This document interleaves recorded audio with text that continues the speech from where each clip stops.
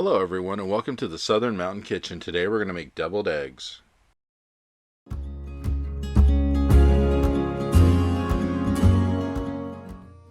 So what we're going to do is we're going to get a pot, we're going to fill it with over halfway up with water, and we're going to go ahead and add eggs to this. Now, depending on how many of these you want or need, you're going to have to put that many eggs in there.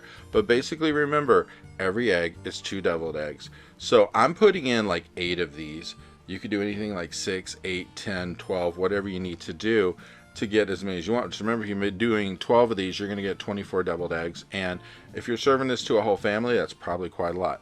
The best thing about these is this is just like a time-honored, wonderful thing that everybody does, like during a holiday, especially Easter or whatever. And I've always loved these because my mother made the best deviled eggs, and I just totally looked forward to this every time we would have these. So we're going to bring our water to a boil, and we're going to cook these for at least about 14 minutes when it's boiling to make sure that they've totally cooked through, and 14 minutes of boil should do it.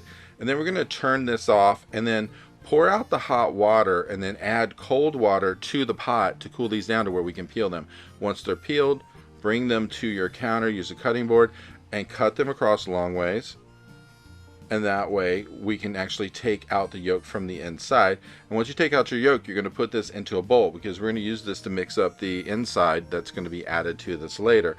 Once you finish with the white part of your egg, you're going to go ahead and sit that onto a platter or whatever you're using to actually serve these or put in the refrigerator. And then we're just going to keep going until we work our way through all these eggs. And these are all my yolks. So once they're in here like this, we are going to add stuff to this, but we're going to break them up first because you want the yolks kind of like mushed and totally powdered out, so that way when you add the other ingredients, it'll mix through them. You don't have any real lumps from the yolk, because yes, you can have the lumps in there and it's not always a joy to eat that. But go ahead and just use a fork, a spoon, or whatever you please and break those up into little pieces. And it should just be a lot of powder in there by the time you're done, kind of like, you know, you just broke them up completely. And then we're going to add other ingredients to this.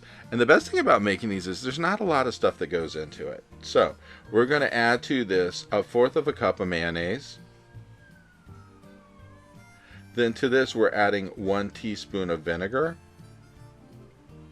Then we're going to add a teaspoon of mustard. Make sure you get as much of that out as possible. Then we're going to add 1/8 of a teaspoon of salt, and then 1/4 of a teaspoon of ground black pepper. And then we're just going to mix this all completely together, because you really want to get this mixed through, make sure that everything blends through the mayonnaise and you get all of that egg yolk through it, but you're also trying to get all the seasoning mixed through as well. So go ahead, stir it up, make sure you scrape the sides and the bottom of your bowl so that way everything is pulled through. And when we're done mixing this up, we're going to actually add this into the white part of the egg that we already have waiting on a platter. So keep going with this. Best thing about these is if you need to make these up in advance, do it and put them in the refrigerator covered, and they're going to be good for when you're ready to use them.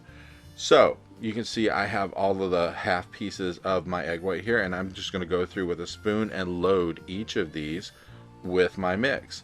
And once it's done, I like to put paprika on the top of it. Now, not everybody does that, and you don't have to, but you can.